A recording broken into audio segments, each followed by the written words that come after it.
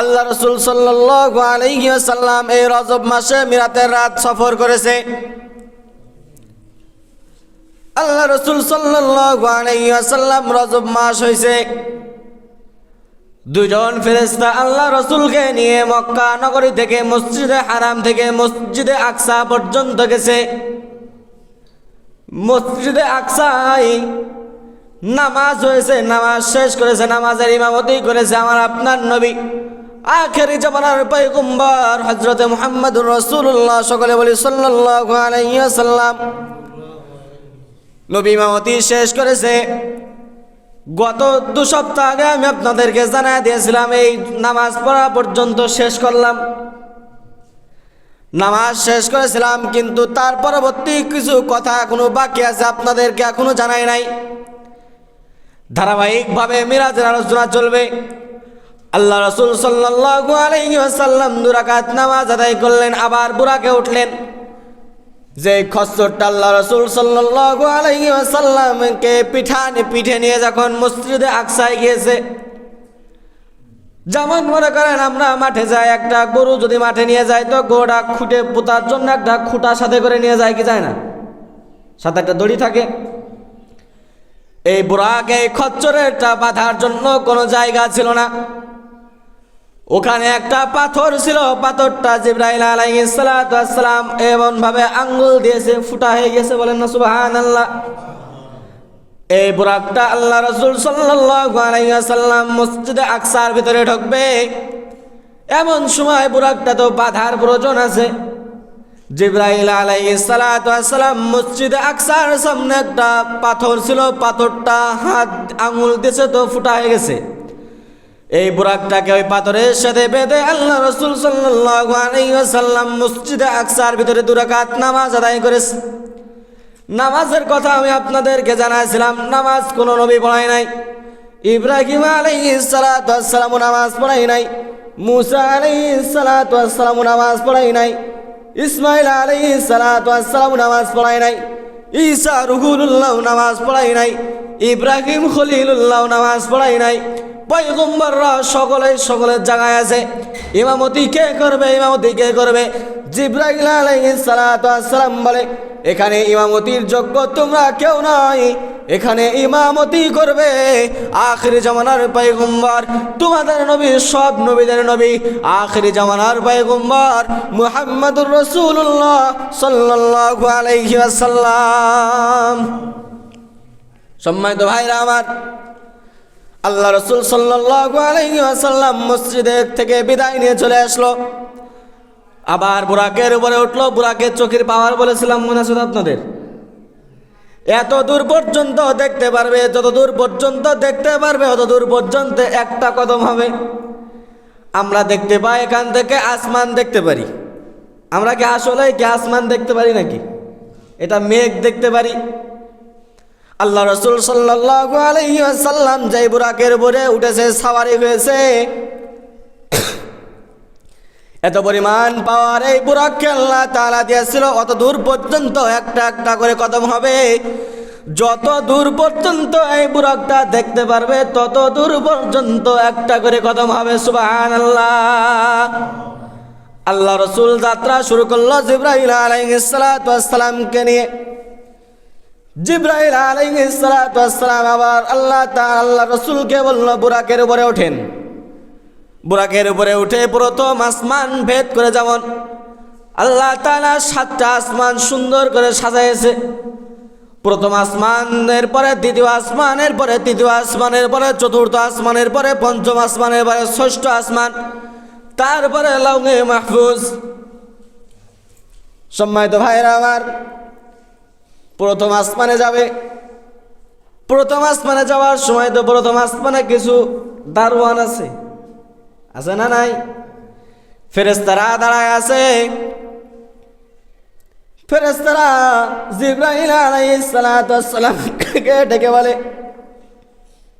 ভাই জিবরাইল, যতদিন পর্যন্ত তুমি দুনিয়ায় গেলা আর আসলা, কোনোদিন তো তোমার সাথে কোনো লোক দেখি নাই, আজকে তুমি কানে নিয়ে আসতেছো? এ তো আমি চিনি না, পরিচয় দাও তারপরে ঢুকবো। পরিচয় না দিলে ঢুকানোর কোনো অপশন এখানে নাই। তাহলে এখান থেকে বুঝতে পারলাম ফেরেশতারা গায়েবের মালিক। বলেন, ফেরেশতারা গায়েবের মালিক নয়। আল্লাহ রাসূল সাল্লাল্লাহু আলাইহি ওয়াসাল্লাম যখন প্রথম আসমানের দিকে গেল, ফেরেশতাদেরকে জানা দেয়া হলো এটা দুনিয়ার কেউ নয়, এটা আল্লাহর বন্ধু হাবিবুল্লাহ আজকে আল্লাহর সাথে সাক্ষাৎ করার জন্য সালাম জানাইছে, তাই আল্লাহর কাছে নিয়ে যাইতেছি। বলেন না সুবহানাল্লাহ। বলে এটা মুহাম্মাদুর রাসূলুল্লাহ। এটা বলার সাথে সাথে প্রথম আসমানটা ফাঁকা হয়ে গেছে। বলেন না সুবহানাল্লাহ। এই আসমানটা কত বড় এটা জানার দরকার আছে না? যেমন মনে করেন একটা ফুটবল, একদম গোল না একটা ফুটবল, এই আসমানগুলাও ঠিক এমন গোল। এই যে আমরা যে তারা দেখি, সূর্য দেখি, চাঁদ দেখি, এগুলা সব কিছু হলো প্রথম আসমান এবং দ্বিতীয় আসমানের মাঝখানে সবগুলা তুলার মতো উড়ে বেড়াইতেছে। বলেন না সুবহানাল্লাহ। এবার এই প্রথম আসমানটা কত বড়, এর থেকে দ্বিতীয় আসমানটা আরো দ্বিগুণ বড়। বলেন না সুবহানাল্লাহ। এর থেকে তৃতীয় আসমান আরো দ্বিগুণ বড়। বলেন না সুবহানাল্লাহ। এর থেকে চতুর্থ আসমান আরো দ্বিগুণ বড়। বলেন না সুবহানাল্লাহ। এর থেকে চতুর্থ আসমান, পঞ্চম আসমান এর থেকে আরো দ্বিগুণ বড়। বলেন না সুবহানাল্লাহ। ষষ্ঠ আসমান এর থেকে আরো দ্বিগুণ বড়। বলেন না সুবহানাল্লাহ। সপ্তম আসমান কত বড় এটা কোনো মুফাসসির আর কোনো তাফসীর কারক এটা জানাইতে পারে নাই কত বড়। বলেন না সুবহানাল্লাহ। প্রথম আসমানটা দ্বিতীয় আসমানের পেটের ভিতরে আছে। কি বললাম? প্রথম আসমানটা দ্বিতীয় আসমানের পেটের ভিতরে আছে। তাহলে এবার বোঝেন দ্বিতীয় আসমানটা কত বড়। দ্বিতীয় আসমানটা তৃতীয় আসমানের পেটের ভিতরে আছে। তাহলে এবার বোঝেন তৃতীয় আসমানটা কত বড়। তৃতীয় আসমানটা চতুর্থ আসমানের পেটের ভিতরে আছে। তাহলে এবার বোঝেন চতুর্থ আসমানটা কত বড়। আল্লাহ পাক কুদরতি ভাবে আসমান বানাইছে, জমিন বানাইছে, কুল মাখলুক বানাইছে, সব কিছু আল্লাহ তাআলা কোনো হাত দিয়ে বানায় নাই। বলেন না সুবহানাল্লাহ। কিন্তু এই আশরাফুল মাখলুকাতকে আল্লাহ তাআলা নিজের কুদরতি হাত দিয়ে আল্লাহ তাআলা মানুষ বানাইছে। কিন্তু আল্লাহ তাআলা কাউকে জন্ম দেয় নাই। কুল হুয়াল্লাহু আহাদ আল্লাহুস সামাদ লাম ইয়ালিদ ওয়া লাম ইউলাদ ওয়া লাম ইয়াকুল লাহু কুফুয়ান আহাদ। একবার বললাম 10 পারার সওয়াব পেয়ে গেলাম। বলেন না সুবহানাল্লাহ। আল্লাহর কোন বান্দা যদি আর একবার সূরা ইখলাস পড়ে 20 পারা পড়ার সওয়াব পেয়ে যাবে। বলেন না সুবহানাল্লাহ। আল্লাহর কোন বান্দা যদি আর একবার পড়ে 3 বার পড়া দেয়, যদি 3 বার কোন আল্লাহর বান্দা সূরা ইখলাস পড়ে, পুরা এক খতম কুরআন পড়ার সওয়াব বান্দার আমলনামায় লেখা হয়ে যায়। আল্লাহ রাসূল সাল্লাল্লাহু আলাইহি ওয়াসাল্লাম প্রথম আসমানে গেছে, যে ফেরেশতারা ঢুকতে দেয় নাই, দারোয়ান দাঁড়ায় আছে। জিবরাইল বলে, তুমি কাকে বাধা দিতেছো? এটা দুনিয়ার সাধারণ মানুষ নাই, এটা হলো আখেরি জামানার পয়গম্বর মুহাম্মদুর রাসূলুল্লাহ সাল্লাল্লাহু আলাইহি ওয়াসাল্লাম। সব নবীরা আল্লাহকে বন্ধু বলেছে, আর আল্লাহ তাআলা নিজেই নবীকে বলেছে আমি হাবিবুল্লাহ, আমি আল্লাহ তাআলা স্বয়ং নবীর বন্ধু হয়ে গেলাম। এটা হলো বন্ধুত্বের পরিচয়। সম্মানিত ভাইরা আমার, প্রথম আসমানে যে দেখে আমাদের পিতা কিন্তু 2 জন। কয়জন? একজন হলো আদম পিতা, আর একজন হলো মুসলিম জাহানের মুসলমানদের পিতা। এখন বলবেন হুজুর কি বলেন, আমাদের পিতা তো আরো একজন ছিল, কিন্তু এখন ভয়তে বলতে পারছি না, নাই বলে দিতাম। আপনি এই কথা বললেন আমাদের জাতির পিতা অমুক, আমাদের জাতির পিতা যে ছিল, শুধু এখন বলতে পারছি না, দিন ভালো না তাই না। তখন আপনি যদি বলতেন যে জাতির পিতা এই 2 জন, তাহলে আমরা বলতাম আর একজনের নাম তো বললেন না। ঠিক আছে না? সম্মানিত ভাইরা আমার, হযরতে আদম আলাইহিস সালাতু ওয়াস সালামের সাথে প্রথম আসমানে দেখা হয়েছে, বলেন না সুবহানাল্লাহ। এমন ভাবে আসমানে যাবে, দ্বিতীয় আসমানে উঠবে, নবীদের সাথে দেখা হবে। তৃতীয় আসমানে উঠবে, নবীদের সাথে দেখা হবে। চতুর্থ আসমানে উঠবে, নবীদের সাথে দেখা হবে। পঞ্চম আসমানে উঠবে, নবীদের সাথে দেখা হবে। ষষ্ঠ আসমানে উঠবে, নবীদের সাথে দেখা হবে, বলেন না সুবহানাল্লাহ। প্রথম আসমানে যে হযরত আদম আলাইহিস সালাতু ওয়াস সালামের সাথে দেখা হয়েছে, আদম আলাইহিস সালাতু ওয়াস সালামের সাথে দেখা হওয়ার পরে জিবরাইল আলাইহিস সালাতু ওয়াস সালাম বলে, সালাম দাও, বলেন না সুবহানাল্লাহ। আমার আপনার নবী আদম আলাইহিস সালাতু ওয়াস সালামকে সালাম দিয়েছে, উত্তরও দিয়েছে। আদম আলাইহিস সালাতু ওয়াস সালাম উত্তর দিয়েছে। উত্তর দিয়ে আমার আপনার নবী আদম আলাইহিস সালাতু ওয়াস সালামের ডানে তাকায় হাসতেছে, বামে তাকায় কান্না করতেছে। ডানে তাকায় হাসতেছে, বলেন না সুবহানাল্লাহ। বামে তাকায় কান্না করতেছে, বলেন না নাউজুবিল্লাহ। আল্লাহ আমাদেরকে ডানপন্থী বানায়, বলেন না আমিন। আল্লাহ রসুল জিবরাইলকে ডেকে বলে, এমন এক জায়গায় আল্লাহ, এই দেখে মন খারাপ হয়ে গেল। বলে কেন? বলে যে ডান দিকে দেখতেছি একদল মানুষ কত সুখে শান্তিতে ঘোরাফেরা করতেছে, আনন্দ করতেছে, কিন্তু বামে যারা আছে এরা কেন এমন আগুনের ভিতরে আছে? এরা কেন এমন রক্তের সাগরের ভিতরে আছে? জিবরাইল আলাইহিস সালাতু ওয়াস সালাম বলে, যারা এই ডানপন্থী যাদেরকে দেখতেছেন এরা অনেক আনন্দই আছে। এরা হলো দুনিয়ায় নেক আমল করত, ভালো কাজ করত, তাই এরা ভালো জায়গায় এসেছে। আর যাদেরকে দেখতে পারতেছেন এরা আগুনের ভিতরে আছে একদল, এরা দুনিয়ার কারা জানেন? যারা জিনা করেছিল, জিনা করে যারা মৃত্যুবরণ করেছে, এদেরকে এই জাহান্নামের ভিতরে আগুনের ভিতরে নিক্ষেপ করা হয়েছে, বলেন না নাউজুবিল্লাহ। আর এক দলকে দেখতেছেন যে রক্তের সাগরের ভিতরে ফেলা আছে, আল্লাহ মাফ করুক। এক দলকে দেখতেছেন রক্তের সাগরের ভিতরে হাবুডুবু খাইতেছে, কুল কিনারায় আসতেছে, আবার পাথর মেরে দূরে সরিয়ে দিতেছে, বলেন না নাউজুবিল্লাহ। সামান্য দেখবেন কুরবানির সময় যখন গরু জবাই দেওয়া হয়, ছাগল জবাই করা হয়, এই রক্ত যখন পড়ে যায়, এঁটে যায়, পায়ে জুতা থাকলে দেখবেন জুতা পর্যন্ত এঁটে যায়, যায় কি না?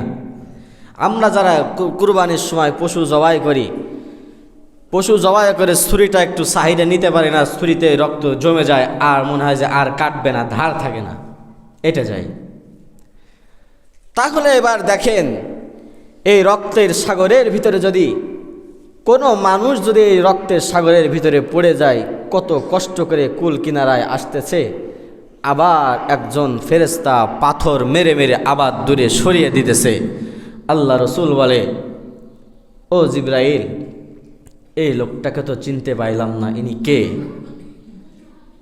বলে, এই লোকগুলা হলো যারা মানুষের ঘামের টাকা নিয়ে মানুষের কাছ থেকে টাকা নিত এবং সুদের টাকা নিত। বলেন তো ভাই, এই কথাগুলা কি আমি আপনাদেরকে বানায় বলতেছি? এটা তো দলিল সহকারে বলতেছি। সম্মানিত ভাইরা আমার, প্রথম আসমানে আদম আলাইহিস সালাতু ওয়াস সালামের সাক্ষাৎ হলো, দেখলো ডান পাশে হাসি খুশি মানুষ, বাম সাইডে দেখতে পাইলো মানুষ, দুই শ্রেণীর মানুষ দেখতে পাইলো। এক শ্রেণীর মানুষ আগুনের ভিতরে, আর এক শ্রেণীর মানুষকে দেখতে পাইলো রক্তের সাগরের ভিতরে। প্রথম আসমান ভেদ করে দ্বিতীয় আসমানে চলে গেছে। হযরত ঈসা আলাইহিস সালাতু ওয়াস সালামের সাথে দেখা হয়েছে, বলেন না সুবহানাল্লাহ। ঈসা আলাইহিস সালাতু ওয়াস সালামের সাথে সাক্ষাৎ শেষ করে তৃতীয় আসমানে গেছে। হযরত ইদ্রিস আলাইহিস সালাতু ওয়াস সালামের সাথে দেখা হয়েছে, বলেন না সুবহানাল্লাহ। চতুর্থ আসমানে গেছে, হযরত মূসা আলাইহিস সালাতু ওয়াস সালামের সাথে, ইব্রাহিম আলাইহিস সালাতু ওয়াস সালামের সাথে দেখা হয়েছে, বলেন না সুবহানাল্লাহ। পঞ্চম আসমানে গেছে, হযরত হারুন আলাইহিস সালাতু ওয়াস সালামের সাথে দেখা হয়েছে, বলেন না সুবহানাল্লাহ। ষষ্ঠ আসমানে গেছে। হযরতে মূসা আলাইহিস সালাতু ওয়াস সালামের সাথে কথোপকথন হয়েছে, বলেন না সুবহানাল্লাহ। কথা শেষ করে যখন আমার আপনার নবী হযরতে মুহাম্মদুর রাসূলুল্লাহ সাল্লাল্লাহু আলাইহি ওয়াসাল্লাম সপ্তম আসমানে যাবে, বুরাককে কোথায় রেখে যাবে? আল্লাহ রাসূল সাল্লাল্লাহু আলাইহি ওয়াসাল্লাম বলে, চলেন আর একটা বাকি আছে। জিবরাইল আলাইহিস সালাতু ওয়াস সালাম বলে, আমার সপ্তম আসমানে ওঠার ক্ষমতা এখনো নাই, সপ্তম আসমানে ওঠার আদেশ আমি এখনো পাই নাই। যদি সপ্তম আসমানে উঠে যাই, আল্লাহর নূরের তাজাল্লিতে আমরা জ্বলে পুড়ে ছারখার হয়ে যাইতে পারি। আমার দায়িত্ব ছিল ষষ্ঠ আসমান পর্যন্ত তোমাকে আনা, ষষ্ঠ আসমান পর্যন্ত আল্লাহ বাদ বাকি কাজ মালিক তোমার সাথে করবে, বলেন না সুবহানাল্লাহ। আল্লাহ রাসূল সাল্লাল্লাহু আলাইহি ওয়াসাল্লাম আল্লাহ তাআলা কুদরতি ভাবে নিয়ে চলে গেল, বলেন না সুবহানাল্লাহ। এখন শুধু সুবহানাল্লাহ বলতেই থাকবেন। আল্লাহ তাআলা এবং নবীর মাধ্যমে কোনো ব্যারিকেড ছিল না। এই যে সুবহানাল্লাহ না বলে বসে আছেন, কোনো ব্যারিকেড ছিল না আল্লাহ এবং নবীর মাধ্যমে কথা বলার। একবার না মূসা আলাইহিস সালাতু ওয়াস সালাম আল্লাহকে বলেছিল, আল্লাহ সব কিছুই তো হয়, তোমার সাথে একটু কথা বলি, তোমার একটু দেখবো, কথা তো বলি, শান্তি হয় না কথা বলে, তোমাকে না দেখলে শান্তি হয় না। তো মূসা আলাইহিস সালাতু ওয়াস সালাম তো একটু রাগের মতো ছিল। আল্লাহ তাআলা বলে, মূসা তুমি যদি আমাকে দেখতে পারবা না, তো আমি ওই তুর পাহাড়ের দিকে একটু তাকাইবা, আমি একটু নূরে তাজাল্লি ওই দিকে দেবো, তুমি একটু ওই দিকে তাকাবা। দেখবেন হাজী সাহেবরা যারা যায় ওই তুর পাহাড়ের কাছে গেলে একটু সুরমা আনে, একটু ওইটা চুমা দিয়ে আসে, দেখে আসে কোথায় আল্লাহ তাআলা নূরে তাজাল্লি ফেলেছিল, বলেন না সুবহানাল্লাহ। এবার আসেন, আমার আপনার নবী মিরাজের রাতে সফর করে আল্লাহর কাছ পর্যন্ত চলে গেল। আল্লাহ পর্যন্ত যাওয়ার পরে বন্ধুর বাড়িতে যায়, বন্ধুর জন্য হাদিয়া নিয়ে যায়, বন্ধুর বাড়িতে কথোপকথনের জন্য গল্পের জন্য বসে। জিবরাইল আলাইহিস সালাতু ওয়াস সালামকে আল্লাহ তাআলা জিবরাইলকে ডেকে বলে, চলে আস। জিবরাইল তো আল্লাহ তাআলার স্পিকার, কুম ফায়াকুম, কুম বলতে দেরি, ফায়াকুন হইতে দেরি হয় না। তো জিবরাইল আলাইহিস সালাতু ওয়াস সালামের 600 পাখা, এত পরিমাণে পাওয়ার, এই পাখার আলোচনা যদি করি তাও তো রমজান চলে আসবে। তখন আবার বলবে, হুজুর এই রজবের বয়ান শুরু করেছে, রজবই চলছে, শেষ না হলে তো আমি শুরু করতে পারছি, শেষ না হলে কিভাবে শেষ করব? একটু পরে দিতেন। এবার আসেন ভাইরা আমার, আল্লাহ তাআলার সাথে কথা হয়েছে, কথোপকথন চলতেছে। আল্লাহ তাআলা জিবরাইলকে বলে, যাও যাও যাও, আমার বন্ধুকে একটু জান্নাত জাহান্নাম সফর করাও। এখনো চুপ করে আছেন আপনারা? জান্নাত দেখাইবা, জাহান্নাম দেখাইবা। আল্লাহ তাআলা রাসূলুল্লাহ সাল্লাল্লাহু আলাইহি ওয়াসাল্লামকে জিবরাইলের মাধ্যমে জান্নাত জাহান্নাম সফর করানোর জন্য প্রস্তুত হয়ে গেল, রওনা শুরু করে দিল। জান্নাতের দিকে যাইতেছে, দেখতেছে আবু বকর জান্নাতের মধ্যে ঘুরতেছে। জান্নাতের দিকে যাইতেছে, দেখে ওমর জান্নাতের ভিতরে ঘুরে বেড়াইতেছে। জান্নাতের দিকে যাইতেছে, দেখে যে আলী জান্নাতের ভিতরে ঘুরে বেড়াইতেছে। জান্নাতের ভিতরে গেছে, দেখে উসমান জান্নাতের ভিতরে ঘুরে বেড়াইতেছে। জান্নাতের ভিতরে গেছে, দেখে বিলাল রাদিয়াল্লাহু তাআলা আনহুর পায়ের শব্দ সরাসরি জান্নাতের ভিতরে পাওয়া যায়। আল্লাহ রাসূল মনে মনে বলতেছে, আমি তো এখন দুনিয়ায় হয়তো নাই। ও আল্লাহ রাসূল সব কিছু ঘুরে আসার পরে জান্নাত দেখেছে, এখন জাহান্নামের পাশ দিয়েও যাইতেছে। জাহান্নামকে 70,000 ফেরেশতা শিকল দিয়ে ধরে রাখতে পারে না, কিন্তু এমন সময় দেখতেছে এক ফোঁটা পানি দিয়ে জাহান্নামকে নিভায়া ফেলেছে। জিবরাইলকে ডেকে বলে, ও জিবরাইল, আমি দেখতে পাইলাম দাউ দাউ করে আগুন জ্বলতেছে, 70,000 ফেরেশতা শিকল দিয়ে জাহান্নামকে ধরে রাখতে পারে না। কি এমন পানি দিলা যে পানি দিয়ে জাহান্নামের আগুনকে নিভায়া ফেললা, বলেন না সুবহানাল্লাহ। আল্লাহ রাসূল বলে, এটা কি দুনিয়ার কোনো জমজমের পানি নাকি? এটা কি দুনিয়ার কোনো পানি নাকি? বলে না না। বলে তাহলে এটা কি হাউজে কাউসারের পানি? বলে না না, এটা দুনিয়ার কোনো পানি নয়, এটা জমজম কূপের পানিও নয়, এটা হাউজারের পানিও নয়, এটা হাউজে কাউসারের পানিও নয়, এটা তোমার শেষ জামানার উম্মত গুনাহগার বান্দা এবং বান্দীদের চোখের পানি। বলে আল্লাহ, শেষ জামানায় তো দোয়া করছিলাম, পানি তো সব মসজিদে পড়েছিল, জামায় পড়েছিল, হাতে বেয়ে বেয়ে পড়েছিল, এই পানি আবার এই পর্যন্ত কিভাবে আসলে? আল্লাহ তাআলা বলে, আমি সাথে সাথে ফেরেশতাদেরকে পাঠায়া দিই, বলে এই ফেরেশতা দেখো না, আমার বান্দা গুনার জন্য আমার কাছে লজ্জিত হইতেছে, আমি না রহমান, আমি না রহমানুর রহিম, আমি না মালিক, আমি তো বলেছি যে আমি আল্লাহ তাআলা রহমতের সাগর, বান্দা তুই মাফ চাইতে দেরি, আমি আল্লাহ তাআলা তোদেরকে মাফ করতে দেরি করি না, বলেন না সুবহানাল্লাহ। সম্মানিত ভাইরা আমার, আল্লাহ তাআলা আমরা যে যখন দোয়া করি, এই দোয়া তো মনে করি যে অমুক লোকটা কাঁদতেছে, দেখো কান্না করতেছে, টিটকারি করি।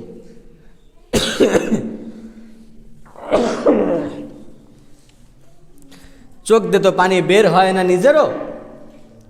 একজন যদি কান্না করে ভেক্সি দিয়ে তাকায় যে দেখো কাঁদতেছে দুয়ার ভিতরে, অমুক লোকটা কাঁদতেছে। হাদিসের ভিতরে এমন ভাবে এসেছে, আল্লাহর কোনো বান্দা যদি চোখ দিয়ে পানি বের করে তো আলহামদুলিল্লাহ, যদি চোখ দিয়ে পানি বাইর না হয় তাহলে এই লোকটা যেন দুয়ার ভিতরে এমন করে যে কান্নার ভান যেন করে যে মনে হয় কাঁদতেছে। কান্নার ভানও যদি করতে না পারে, যে লোকটা কান্না করতেছে ওর দিকে তাকায় থাকবে, যে ওর চোখ দিয়ে পানি বাইর হয়, আমার চোখ দিয়ে পানি বাইর হয় না, তাহলে আমি কত পরিমাণ কপাল পোড়া হইলাম। কিন্তু এই জামানায় এমন হয়েছে, নিজের চোখ দিয়ে পানি বের হয় না, ও একজন মানুষ কানলে ওর দিকের ভেক্সি দিয়ে তাকায় বলে কান্না করতেছে, আছে না নাই? এজন্য ভাইরা আমার, আল্লাহ রাসূল বলে, কি এমন পানি দিলা যে পানি দিয়ে জাহান্নামের আগুন নিভায়া ফেললা? বলে এটা দুনিয়ার ওই সাধারণ মানুষদের চোখের পানি, যারা দোয়া করতো আর চোখ দিয়ে পানি পড়তো, আল্লাহ তাআলা ফেরেশতাদের পাঠায়া দিয়া পানিগুলা হিফাজত করে রেখে দিয়েছে, জাহান্নামের আগুন নিভানোর জন্য এই পানিগুলা ব্যবহার হইতেছে।